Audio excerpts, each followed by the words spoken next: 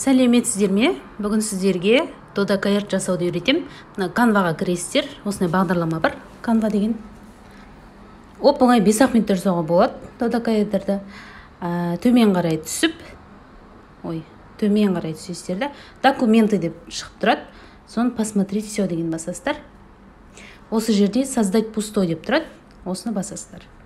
Осылай бізде A4 форматында бір бет ашылады. Енді осыған үстін басамызда плюсті басамыз. Асты жағында дизайнның қасында элементі деген тұр, екінші. Осыны басасыздар.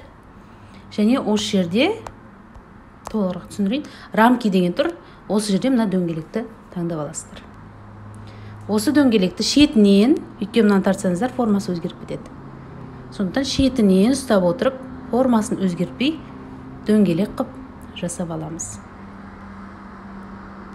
Осылай дөңгелек жасап алғаннан кейін плюсті қайтарым басамыз да, рамкиға посмотри всені басып, осы жерге пентагон деп іздейміз. Мінекей аяқта осы пішінді бізге шығарып береді.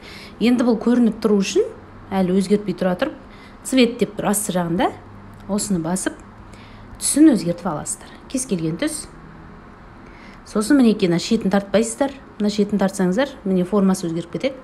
Сондықтан міне дөңгелек тұр ғой, осы дөңгелектен тартып, формасын келтіріп аласыздар.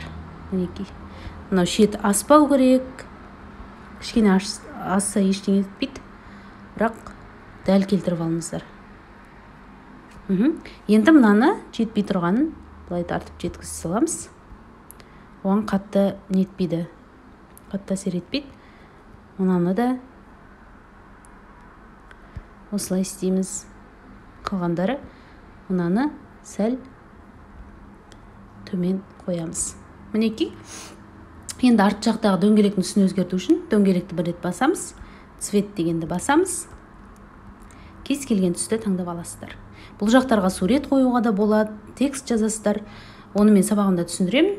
Немесе өздеріңіз осы жерден үйреніп алсаңыздар болады.